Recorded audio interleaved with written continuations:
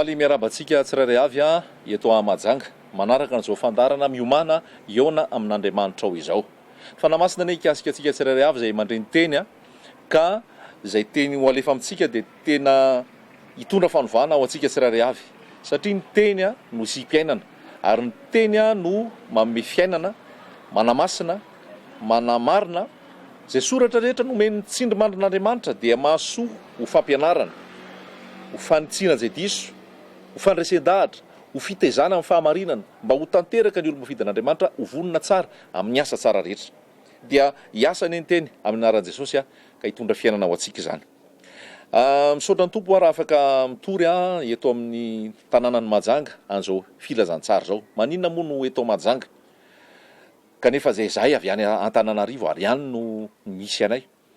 Dia ny mahatonga an'izay dia zao, Andriamanitra mihitsy no maniraka ary nanokatra ny varavarana izay isaorana antsika tsirairay avy izay nampiasain'ny tompo mpiara-miasa, nanokatra ny varavarana niara-niasa amin'ny famparitana ny filazantsara eto Mahajanga. Zavatra misy dia zao, araka lelazain'i Jesosy Kristy hoe nalahelo Jesosy rehefa tonga teny amin'ny tanàna anankiray izy hoe nahita ny vahoaka betsaka izy dia nahelo izy ohatra ny mahita ondry tsy misy mpià. Zavatra misy dia mirongatra amin'izao ny fampianarana izay mivily amin'ny tena marina izay voasoratra ao anatin'ny Baiboly. Inona moa tena marina voasoratra ao anatin'ny Baiboly? Izao ny lalana sy famarinana ary fiainana hoy Jesosy. Tsy misy makany amin'iray afa-tsy amin'ny lalako. Izao avy mba hananany fiainana sady hananany be dia be. Izao no vavahady. Izao no mpiandry tsara. Ny mpiandry tsara manolotra ny ainy hamonjy ny ondriny. Ary ny mpikarama, satria mpikarama izy dia vao mandreny ambody dia mitsoaka manary ny ondry satria tsy tompony ny ondry fa mpikarama. Ary ny mpangalatra tsy avy raha tsy hangalatra semona ary andringana. Tsotra ny teny, zavatra misy amin'izao fotoana dia be da be ny ambody mitafy volon'ondry fotsy. Tsy nirahan'i Jesosy Kristy ary tsy hitondra fiainana. Ary izay mihitsy mahatonga Jesosy miteny ao amin'ny Matio, tandremo, mitandremo ianareo amin'ireo ataoko hoe mpaminany izay tonga eo aminareo izy izay manao akanjo fotsy kanefa ao anaty dia ambody mitohy izy. Zay ny zavatra misy amin'ny ankapobeny. Ary tsy eto Mahajanga ihany zany fa manerana ny Madagasikara misy dia lasa mijaly ny ondry, mijaly ny vahoaka an'Andriamanitra, mijaly ny kristianina, mijaly ny fiangonana satria nahoana? Amidy ny filazantsara. Satria nahoana? Tambazana vola, anome vola mba hahazo fitahiana. Mijaly ny fiangonana satria nahoana? Ampanantenana ny paradisy eto tany sy fampiroboroboana sy ny resaka materiel eto tany. Ka tsy manantenana zany hoe fiverenan'i Jesosy zany. Tsy miandrandra zany hoe fampakaram-bady ny zanak'ondry zany. Fa atao ny ampiroborobo sy ny hitoerana eto tany ny zavatra misy. Kanefa ny tenin'Andriamanitra dia milaza hoe vahiny sy mpivahiny ianareo. Zavona ihany nareo izay mandaloko, vetivety monja. Dia zany zavatra rehetrarehetra zany tena ahitana hoe tsy ao le filazantsara tena marina ary tsy mitondra ny olona ho amin'ny fibebahana, tsy mitondra olona amin'ny fionana marina amin'ny Jesosy Kristy mba hazony izy ireo famelan-keloka sy hazony fiainana mandrakizay, hazony hery sy fahefana izay ahafahany tsy ho andevony ota intsony fa ahafahany mandeha amin'ny famasinana. Tsy misy zay, tsy ampy zay. Dia zay no mahatonga anay tery ampanahy hoe anambaran'i Jesosy Kristy. Araka ny tenin'ny Paoly hoe tsy ny tenanay ny torianay any amin'ny Korintianina faharoa any 4:4. Tsy tahaka ny hafa izay manatsatso ny filazantsara izay hozy izy ary manambara ny tenany. Fa izay raha tonga eto Mahajanga tsy ny tenanay no torianay. Tsisy fikambanana toroko anao. Tsy hitory pastera aminao na olombelona na mpaminany na bishopa na apôtra na lehilahin'Andriamanitra na vehivavin''Andriamanitra. Tsy zany no ambarako aminao, tsy zany no toriko aminao. Fa no toriko aminao dia le maty, nitsangana tamin'ny maty, nandresy ny fahafatesana, velona mandrakizay, Jesosy Kristy ny anarany, na nafaka io, nandatsaka ny rano io, namela ny eloko io, na nadio ahy io, ary ty ahy io, nanome anany fiainana mandrakizay ary manome hery mba ahafahako mandeha amin'ny fahamasinana, mandeha amin'ny fitiavana anazy, mandeha amin'ny sitrapony, mandra-piveriny eny amin'ny raolanitra. Tonga zanak'Andriamanitra rehefa niseho tamiko Jesosy ary rehefa ny tenenina tamiko fa mila teraka avy any ambony ateraky ny rano sy ny fanahy, mila fibebahana marina ary fanolora-tena marina ho an' Jesosy Kristy mba hazoko fiainana mandrakizay, fa tsy hoe mba hazoko fiara, tsy hoe mba hazoko vila ray, vila roa, vila telo, trano fiara ray, fiara roa, fiara telo, hazoko smartphone be da be, hazoko arena be da be. Tsy zany ny filazantsara, tsy zany ny tenin'Andriamanitra, fa ny tenin'Andriamanitra dia milaza mihitsy hoe tsy nitondra na inona na inona isika teto amin'izao tontolo izao, ary hita fa tsy hatondra ininona koa tsika raha miala eto, fa raha manana ny hotafiana sy ny hosotrony sika dia aoka hianina ny amin'izany. Izany ny filazantsara. Zany hoe lasa mihodina ilay filazantsara amin'izao fa lasa matérialisme, lasa évangile de prospérité, lasa mampirisika ny olona ho hijery ny tenany ary hifantoka amin'ny tenany, ary lasa ho amin'ny fitiavan-tena sy fitiavan-karena. Loza. Ny mpaminany dia maminany santoka, ny mpaminany dia milaza fiadanana, milaza fahombiazana, milaza fitahiana, kanefa tsy milaza fibebahana. Ny tena mpaminany marina ao amin'ny Baiboly dia tena hoe nanambara ny tenin'Andriamanitra hoe tandro Jona zao, vao tonga Jona dia tonga dia miteny afaka teloana dia horavany Ninive. Zany ny mpaminany tonga dia milaza ny fanitsiana teny ho ataon'Andriamanitra. Ohatran'ny Jaona mpanao batisa rehefa tonga dia laza hoe mibebay ianareo fa akaiky ny fanjakan'ny lanitra, efa eo ampotitry ny hazo ny famaky, ary ny hazo izay tsy mamovo, tsy mitondra vo dia ho kapaina ka harina ny anaty afo. Zany ny filazantsara. Ny mpaminany marina dia samy laza ny zavatra tsy mety eo amin'ny fiarahamonina, eo amin'ny fiangonana, ary samy manoro hoe tia ny lala marina, tia ny zavatra misy. Tadidio Jaona mpanao batisa, fa natonga Jaona mpanao batisa migadra ary ny tapahan-doha dia noho izy ny teny tamin'ny Herôda hoe tsy mety io, ianao manambady ny vadiny rahalanao io. Ary ny teny tsotran'izay mihitsy Jaona tamin'ny Herôda. Aiza ny mpaminany marina samy tenin'ny fahamarinana amin'ny mpitondra fanjakana, amin'ny mpiandraikitra eo amin'ny faritra, ao amin'ny farim-piadidiana, ao amin'ny fiangonana, amin'ny toerana misy azy. Aiza ny mpaminany marina samy laza hoe ny fibebahana no mila iainany tsirairay avy. Ka zay ny antony tena hoe tiana tenenina amintsika hoe mila miverina amin'ilay filazantsara marina tsika, fa tahaka zany ny Jaona mpanao batisa. Ary Jaona mpanao batisa rehefa nitory dia hoy Jaona mpanao batisa hoe indro ny zanak'ondrin'Andriamanitra izay manaisotra ny fahotana izao tontolo izao. Ary zay ny tena tiana lazaina aminao anatin'ity toriteny ity hoe indro ny zanak'ondrin'Andriamanitra izay manaisotra ny fahotana izao tontolo izao. Fa efa takon'izay zanak'ondrin'Andriamanitra zay amin'izao fotoana, efa ry bisopy ny hitanao, efa ry apôtra ny hitanao, efa ry mpaminany ny hitanao, efa ry pastera ny hitanao, ry mpampianatra ny hitanao, ry lehilahin'Andriamanitra zay vavin'Andriamanitra ny hitanao, zay tsy mitory ny fibebahana, zay tsy mitory ny fahamasinana, zay tsy mitory ny tahotra an'Andriamanitra, zay tsy mitory ny fanafahana amin'ny fangejan'ny lalàna sy ny ozina sy ny ota rehefa tonga ao amin'i Jesosy. Satria izy raha teo mbola vao getsy, izy raha teo mbola andevon'ny fahotana, izy raha teo voalaza mihitsy any Petera faharoa izay raha tsy diso toko faharoa andimy sivy ambinifolo hoe fanafahana no ampanantenainy, kanjo izy raha teo raha mbola voafatotra. Ny filazantsara tena toriana aminao dia zay, indro ny zanak'ondrin'Andriamanitra manaisotra ny fahotana izao tontolo izao, fa tsy hoe indro ny lehilahin'Andriamanitra, indro ny fiangonana viatsy avaratra zay tena hoe mahery tokoa ary tena mahay mira, tsara feo, manao fahagagana, manao famantarana sy ny maro samihafa. Indro ny lehilahin'Andriamanitra, na indro ny pastera, na indro ny mpaminany, na indro ny tsy fantatro zay fomba hitenenana azy. Fa amin'izao fotoana lasa misy culte de personnalité, lasa misy vedétisme, lasa lehilahin'Andriamanitra na vehivavin'Andriamanitra obiana, omena toerana ambony, omena toerana manandanja, lasa mpihirana mpilazantsara, lasa vedette, lasa artiste, lasa star. Kanefa voalaza fa ao amin'ny fiangonana tsy misy ny artista, tsy misy ny star, fa mpanompo daholo ny ao. Mila miverina amin'ilay filazantsara hoe mila iny Jesosy, indro ny zanak'ondrin'Andriamanitra izay manaisotra ny fahotana izao tontolo izao. Hoy Jaona, za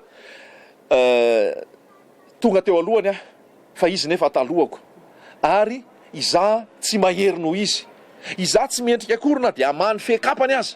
Nefa lazaiko anao zany Jaona mpanao batisa zany dia lazai Jesosy mihitsy hoe tao alohan'ny Jaona rehetrarehetra, ny mpaminany rehetrarehetra hoy izy dia ijaonina ny tena nahery ary lehibe indrindra.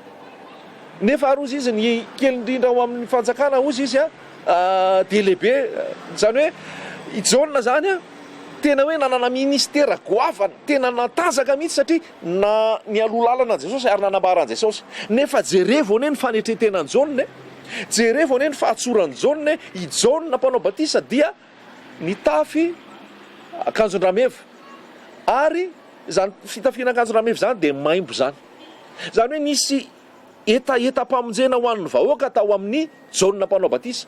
Nisy fahoriana tao amin'ny Jaonina, fahoriana mba isy fifoazam-panahy.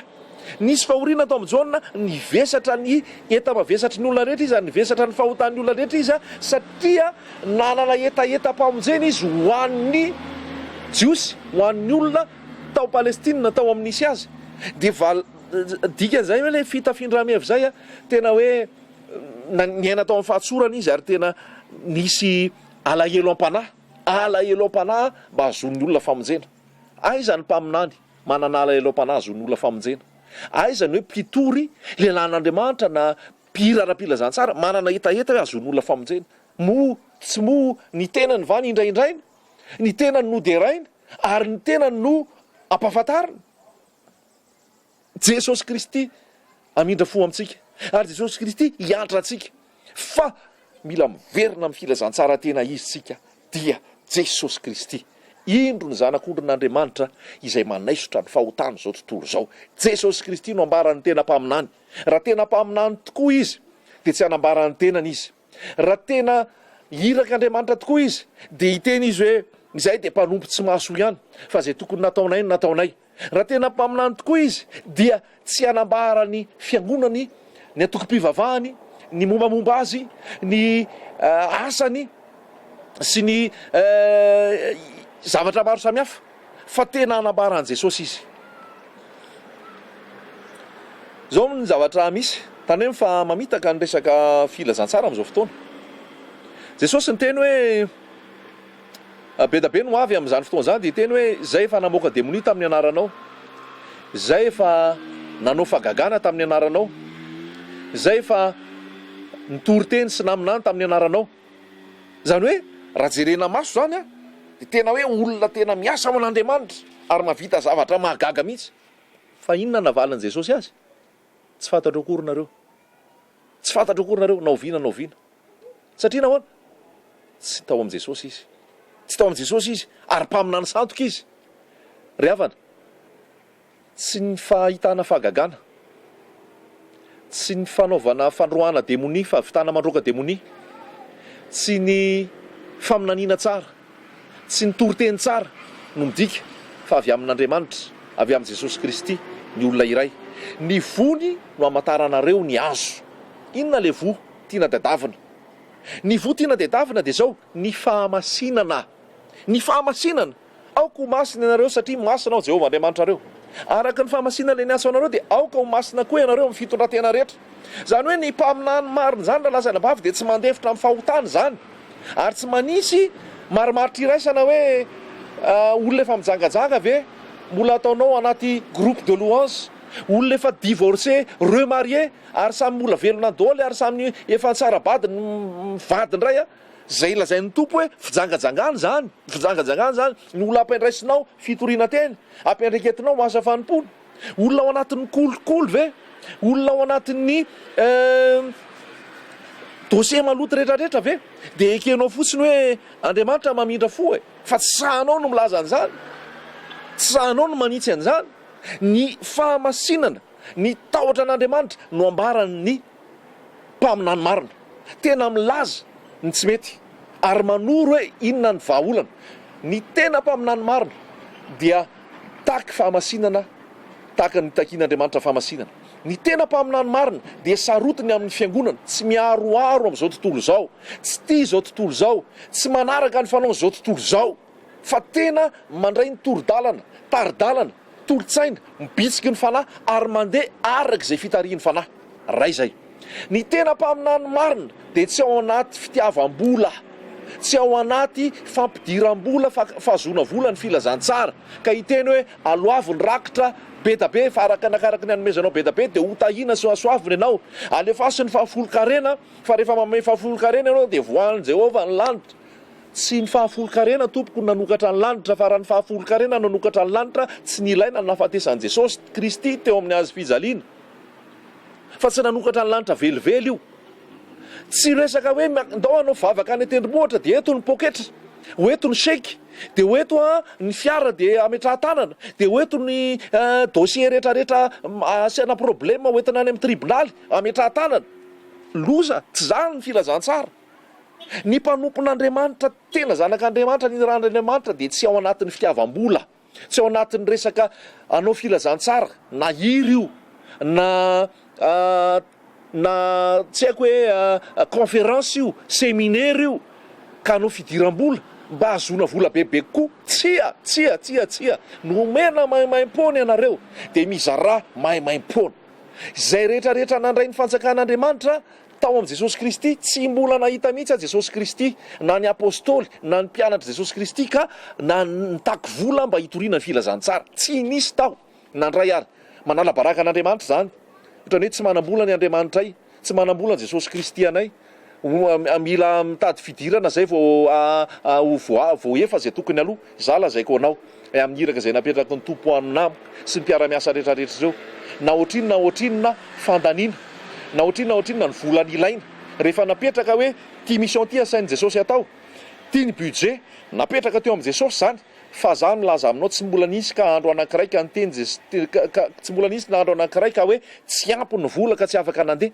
Fa nanome mihoatra noho ny verina sy nangatahany Jesosy Kristy, ary tsy misy mihitsy hoe nanometraka hoe fitoriana anankiray zay atao amin'ny toerana anankiray dia fandraisana anjara fidirana ho an'ny lehibe, ho an'ny kely, zao ny fidirana ahafahana miditra ao. Hitory ny fibebahana ve za? Hitory ny filazantsara Jesosy Kristy ve za ny fahamasinana, ny tahotra an'Andriamanitra? Hitory ny fiverenana Jesosy ve za? Anambary hiprezentena Jesosy ve za? Anome cadeau ve za? Raha mbola izay koa ny filazantsara dia tsisy fidiram-bola zany satria maimaimpona zany. Afandray ngara hoe fampideranao feo, sy fampideranao mélodie, sy fampideranao hoe fahaizana mitendry sy ny maro samihafa. Afandray ngamba zay hoe efa tsy Jesosy ny ao anatiny. Fa raha tena mbola Jesosy dia zay. Fahatelo, ny tena lehilahin'Andriamanitra zay tena hoe mpaminany marina Jesosy Kristy dia Jesosy Kristy no ivony, Jesosy Kristy no ambarany, Jesosy Kristy sy ny herin'ny azo fijaliana no ambarany, ary manambara lalanao amin'ny olona izy hoe afaka tsy ho andevon'ny fahotana intsony ianao, afaka tsy ho andevon'ny fahazaran-dratsy intsony ianao, afaka manompo an Kristy amin'ny fahalalahana tokoa ianao, ary manana ny fanahy masina ianao hitarika anao isanandro ka tonga dia direct amin'i Jesosy. Fa tsy hiteny hoe tsy maintsy andalo eto amiko, tsy maintsy andalo eto amiko. Marina fi ilaina ny lehilahin'Andriamanitra, ny pastera, ny mpaminany, ny mpampianatra sy ny sisa. Zao tsy mibandreny tsy reny no ankatoeran'i Jesosy eo aminao. Halleloia. Ho avy tsika, ho avy zay. Tianao Jesosy, ary tena isy fanafahana eto Mahajanga eto tena isy pastera hibebaka marina eto halala ny filazantsara marina Jesosy Kristy, ary hiala amin'ny fitiavam-bola, hiala amin'ny rafidravitra sy ny fombafomba sy ny ataoko hoe fanandratantena, fa tena hoe anetry-tena marina ary tena hitaona ny olona ao amin'i Jesosy Kristy. Halleloia. Isy tena hoe mpitory filazantsara ifo marina eto, isy tena zanak'Andriamanitra tena andray an Jesosy ary andeha amin'ny lala marina. Dia zao ary isy fitoriana ho atao fanampy zao fitoriana efa lazaiko anao zao, fa ampahany reny andresahany reny amin'ny 1er mai ao amin'ny espace ao amin'ny la promenade ao amin'ny bord manomboka amin'ny 5 ora hariva anasako anao.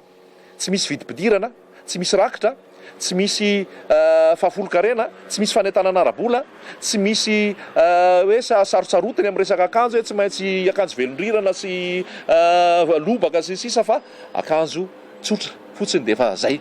Fa ny etaetanao ny fonao manketetan Jesosy amin'ny 3 mai koa dia ohatr'izay manomboka amin'ny 5 ora hariva koa ao amin'ny la promenade ao amin'ny bord anasako anao zany, tena hoe andraisanao ny filazantsara.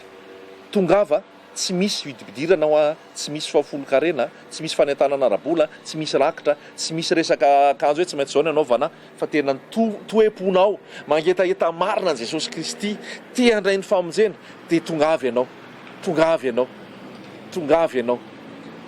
1er mai sy ny 3 mai ao amin'ny la promenade ao amin'ny bord manomboka amin'ny 5 ora. tsy anambara olombelona, tsy anambara anay, tsy anambara tokom-pivavahana, fa anambaran' Jesosy Kristy lalana sy famarinana ary fiainana azonao antoka ny amin'ny fiainana mandrakizay. Anambara aminao ny fibebahana, ny famasinana, ny tahotra an'Andriamanitra, ny fiverenan'i Jesosy izay efa tsy ho ela intsony raha mahita izao zavatra mitranga rehetrarehetra eto amin'izao tontolo izao ianao.